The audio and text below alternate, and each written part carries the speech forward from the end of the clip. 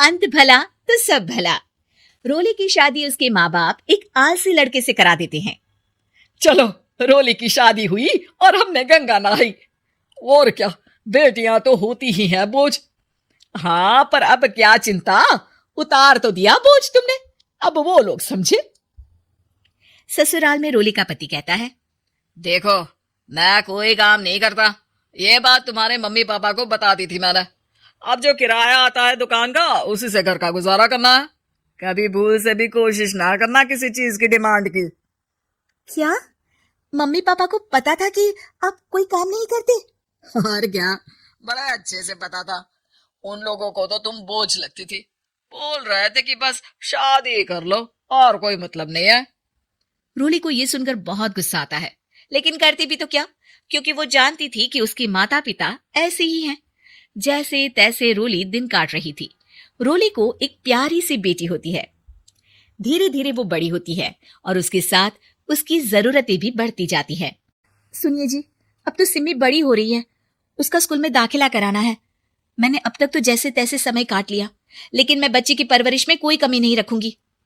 अरे क्या है यार, अब तो लगता है कोई ना कोई काम ढूंढना ही पड़ेगा।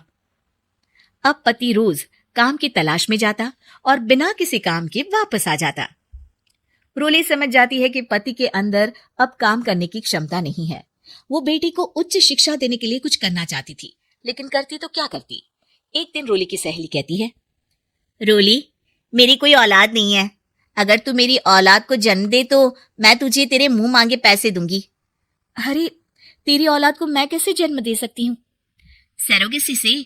बच्चा मेरा और वैभव का ही होगा, लेकिन कोख तेरी होगी। ये संभव है रोली। रोली कुछ सोचकर कहती है, मुझे मंजूर है, लेकिन मैं इसका 2 लाख रुपया लूंगी। अरे कोई बात नहीं, मुझे मंजूर है। रोली खुश हो जाती है कि एक बच्चा पैदा करने का उसे 2 लाख रुपया मिलेगा। वो घर आकर पति को बताती है, वो भी खुश हो जाता है। अब क्या था, डॉक्टर के पास जाकर सहेली का बच्चा रोली की कोख में पलने लगता है। मुझे 20,000 चाहिए मेरे बेटी के एडमिशन के लिए। हाँ हाँ ठीक है, मैं उसके एडमिशन से लेकर सारे खर्चे उसके अकाउंट में डाल रही हूँ। रोली की बेटी का एडमिशन हो जाता है। रोली को लगता है कि वो अब सब कुछ ठीक कर देगी। दिन और महीने आगे बढ़ते हैं। अब एक दिन, एक बात कहूं जी, काश इस बच्चे को मैं रख पाती। मैं अब इससे काफी जुड़ गई हूँ। अरे यार, पता नहीं किसका बच्चा है, अपने पास है ना अपनी मुन्नी। हाँ, लेकिन अब मैं भी इस बच्चे से जुड़ाव फील करने लगी हूँ। लेकिन मैं ये जानती हूँ कि ये मेरा बच्चा नहीं है। दोनों की जिंदगी ठीक चल रही थी, लेकिन कहते ना कि सुख का पल ज्यादा लंबा नहीं होता। एक दिन रोली की सहेली का फोन आता है। रोली, मुझे अब ये बच्चा नहीं चाहिए, मैं अपने पति को छोड़ रही हूँ। अरे लेकिन मुझे पैसों की जरूरत है, बच्चा तुम्हारा है, मैं क्या करूंगी? सहेली बिना कुछ बोले फोन काट देती है, फोन स्विच ऑफ कर देती है। लेकिन रोली के जीवन का तूफान यही नहीं रुकता। रोली, मैं इतना भार नहीं उठा सकता। आज पढ़ाई का पैसा मांग रही हो, कल को शादी, कॉलेज और पता नहीं क्या क्या। मैं तुम्हें छोड़ रहा हूँ, अपनी बच्ची उठाओ और निकलो इस घर से। अरे पर मैं कर तो रही हूँ ना बच्चे के लिए काम, आप आराम से रहिए ना।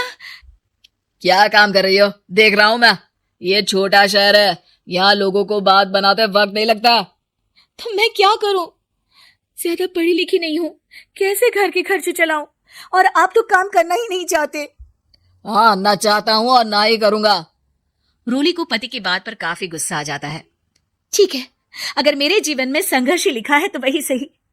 इस वक्त पति होने के नाते आपको मेरा साथ देना चाहिए था, लेकिन नहीं, आपने तो इस हाल में मुझे घर से बाहर निकालने की बात कह डाली। देखो, ये सारी फालतू की बातों के लिए वक्त नहीं है मेरे पास। रोली, जिसकी कोख में किसी और का बच्चा था और साथ छोटी सी बेटी, पति का घर छोड़कर रास्ते पर आ जाती है। रोली के पास मायके के सिवा दूसरा कोई रास्ता नहीं होता। अरे रोली कैसी है, कितने दिनों के लिए आई है? हमेशा के लिए माँ। वो माँ को सारी बात बता देती है।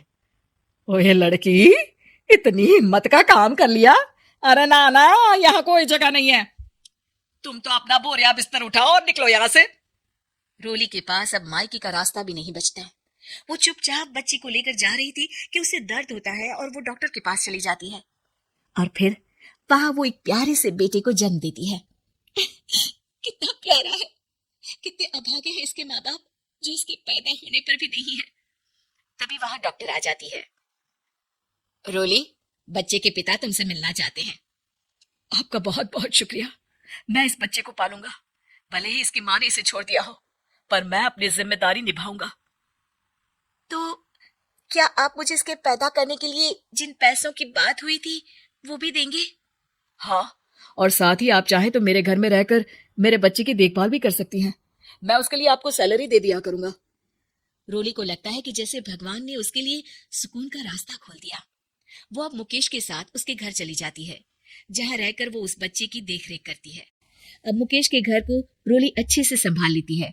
उसके लिए खाना बनाने से लेकर बच्चों की देखभाल और घर की देखरेख। धीरे धीरे मुकेश को रोली से प्यार हो जाता है। रोली, तुम्हारी बेटी और मेरा बेटा बिल्कुल भाई बहन की तरह साथ रहते हैं। हाँ, आखिर है तो एक ही कोख के बच्चे, अटैचमेंट तो होगा ही ना। रोली, तुमने घर और मुझे दोनों को संभाल लिया। ये तो मेरा काम है। आपने भी तो मुझे छत दी, जिससे मैं अपनी बेटी की पढ़ाई और भविष्य के लिए पैसे जोड़ सकूं। अब रोली, क्या तुम मुझसे शादी करोगी? अब मैं जानता हूं तुम्हारी भी शादी कुछ खास अच्छी नहीं रही। रोली को मुकेश की बात ठीक लगती है। वो उसे हाँ बोलने की सोच ही रही होती है कि उसके पहले पति का फोन आ जाता है। रोली, मैं बहुत परेशान हूँ। मेरा एक्सीडेंट हो गया है। मैं चाहता हूँ तुम वापस आ जाओ। रोली को पुराने पति की चिंता होने लगती है। वो सोचती है कि वो क्या कर रही थी। हाँ ठीक है, मैं आ रही हूँ। हाँ रोली, आ जाओ, लेकिन बच्ची को कहीं हॉस्टल में छोड़कर आना, क्योंकि मैं नहीं चाहता कि हम लोगों के बीच फिर से वो सारी बातें हो। रोली को समझ आ जाता है कि पति आज भी सुधरा नहीं है। वो पति के पास जाने से इनकार कर मुकेश को हाँ कर देती है।